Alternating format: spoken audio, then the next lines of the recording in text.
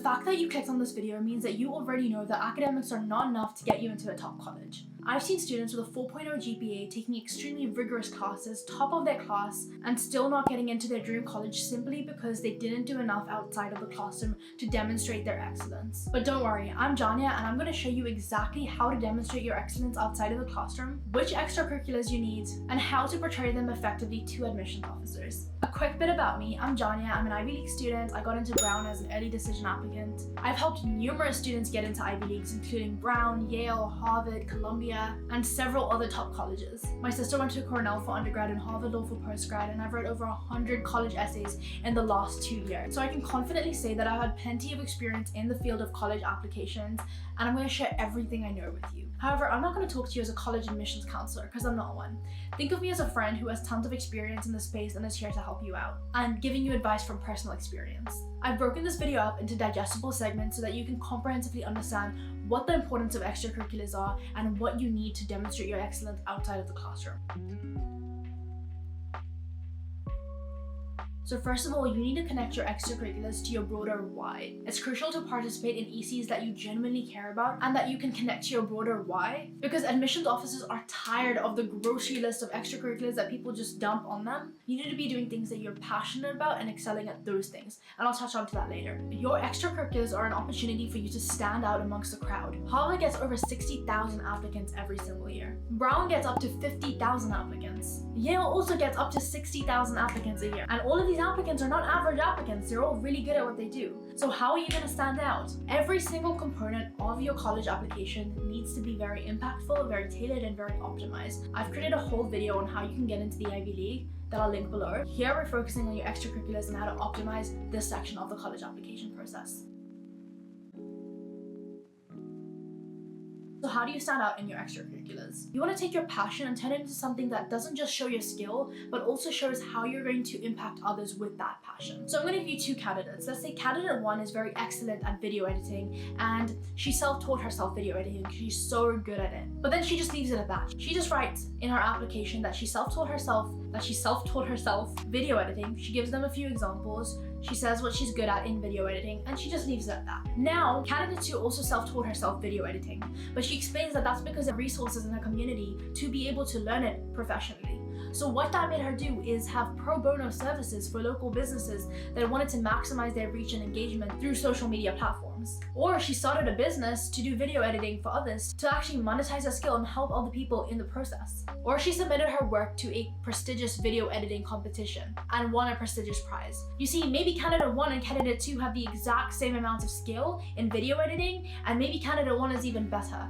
But candidate 2 is 100% going to have a superior application to colleges because of the fact that she's taken her skill to the next level and shown how much she can do with the little resources she has. So even if somebody has the same skill as you or the same extracurricular activity as you, what sets you apart is how you've used that skill to create impact for others. Admission officers often want to see how resourceful you are and how much you're going to do with the opportunities that are given to you. You're going to stand out if you show that with this top tier education, you're going to make the most out of the opportunity compared to anybody else that applies. It's all about how you portray what you do, not just about what you do. Now let's talk about some extracurricular tips and how you can choose the right extracurriculars to have. First of all, we're talking quality over quantity. A big misconception is that you need to be good at everything and that you need to be a well-rounded student. So you have people that enroll in high school football, high school basketball, they did video editing on the side, they joined the debate club, they were part of some kind of leadership position in high school. Great. Now they have a bunch of things on their CV, but they're average at all of those things. Now somebody's gonna come along and said that they won prestigious prizes for football, or they represented their province or their state for football. They're gonna win over this person who has so many different extracurriculars because it shows that they have chosen one thing and they've excelled in it and they've really mastered that skill. Remember one thing very clearly. Ivy League schools and top colleges are not looking for a well-rounded student. They are looking for a well-rounded class. Focus on where you can show your excellence and how you learned from the things that you were doing, rather than just doing a bunch of things and being kind of mediocre at them. So for example, I did public speaking and debating in high school, but I didn't just stop there. I didn't just learn the skill and that was it. I showed how I practically demonstrated my talents through debating and public speaking and what I did with the opportunities that were given to me.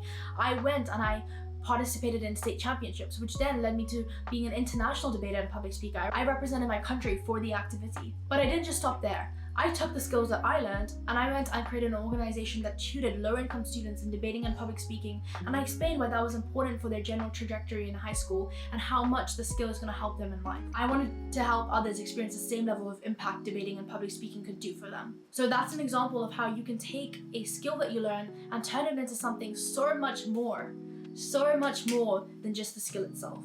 Through that, I showed so many different things. I showed the skill, I showed leadership, I showed the fact that I'm resourceful, I showed the fact that I'm good at it. So always go for quality over quantity. Pick a few things that you're good at and show how much you did with the resources you got. Second of all, you want to demonstrate leadership and community work. Now, I'm not trying to say do 40,000 hours of community service. Like, I feel like so many schools tell students that, so many people say that. Like, I don't really understand that. I don't know if it's 40,000 hours. I don't know how many hours it is, but that's not what I'm trying to say. I'm just saying that you need to show that you help your community, that you're not just a selfish person that takes their opportunities and resources and keeps it from themselves, that you don't gatekeep information, right? You're not that person, you're not that girl. You go ahead and you say, okay, I'm good at something, let me see how I can help others with it, as I explained earlier. Or you see that there's a problem within your community and you try to solve that problem. And it shows that you're gonna do that with your Ivy League education as well, right? For example, during COVID, my community in South Africa did not have much help from the government.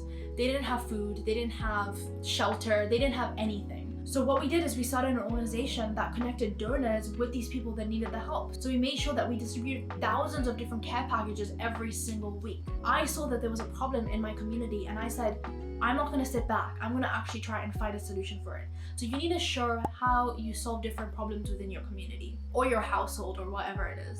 These college admissions officers are looking for problem solvers, right? It's not just about doing a bunch of different community hours for the sake of doing it. You need to show how you solved a problem by the community work that you're doing. So yes, you can say that you volunteered for a pre-existing organization and you accumulated a lot of hours doing so. It's good and it's gonna help you, and I would recommend putting it on your application, but it's still an average extracurricular. Showing your problem-solving skills, maybe you did something in that organization that changed the structure, that helped that organization create even more impact, yeah, that's great. Or you did a little campaign, whatever it is, show that you're a problem solver. And then obviously you want to also demonstrate leadership skills, that you're able to lead a team effectively. So for debating and public speaking, I said that I was captain of my team. I was also student body president of my school, and you don't have to be student body president to get into an Ivy League. There were other students in my school that got into Ivy Leagues by not having student government leadership positions, but they did other things. They had other clubs and other activities that they were leaders of, right? So you need to show that you're a leader, that you're a team player, and show how you cultivated the organization you were in to make an impact or to help other people more. So for example, I didn't just say that I was student body president. I talked about the different rules I changed. I talked about how many students I helped. I talked about the impact that I made in that position. And that's what helped my application. Not just the fact that I had that role, but what I did with that role and what I did with my leadership position that actually helped me in my application. And you also want to show how you're excellent at the extracurriculars you did. So list awards that you won if they're impressive. Like if they're like, oh, my mom gave me this award because I'm a nice child, like that's not gonna do anything, right? Or my teacher gave me this mini. I'm talking about actual formal awards, maybe awards that were given by your school, by your nation, internationally. Like what are the things that you've done to outrank other people, to show your excellence even further? So for example, I won leadership awards at my school, or I won awards in my debating championships to show that I didn't just do the activity, I was actually good at it. Then moving on to the next thing is about family responsibilities. I understand that it is a privilege to be able to go out and do community work. It's a privilege to be able to be involved in different extracurricular, to represent your country, to do all of these things. It requires financial resources and it requires supportive parents. It requires so many different things. In discussions I've had with loads of admissions officers, they understand that not everybody has equal opportunity, but what really matters to them is what they do with the little opportunity or a lot of opportunity that they're given, right? Some students are applying and they had the chance to do some really prestigious extracurricular because they had the finances to do so. They did horse riding in school. Like so many different types of students exist at these colleges. It is about portraying how you made the most of the opportunities and resources that were given to you. So you are allowed to, and it is recommended that if you had a lot of caretaking responsibilities or a lot of family responsibilities, you should add that to your extracurricular. Say for example, you couldn't do that many extracurriculars because you're the oldest sibling and you had to babysit or help your younger siblings after school because your parents couldn't afford a caretaker. You add that in and you explain how that impacted you and what you've learned. Maybe you've learned different skills like teamwork, leadership, nurturing, empathy, patience, so many things that have made you you because of these extra responsibilities that you had to have that none of your peers had to have. Add that in. I had to help my family restaurant after school because my parents were not able to hire that many workers. So after school, I was literally 12 years old, 13 years old, up until I was 18. I would go after school and pick up phone calls from my parents or do waitressing at the restaurant. So family responsibilities count too, and I would add those in. If you had to do caretaking for your grandparents, add that in. It's just about how you sell that, what you say you learned, how you grew from it, what kind of person it's made you. You have to articulate that really well.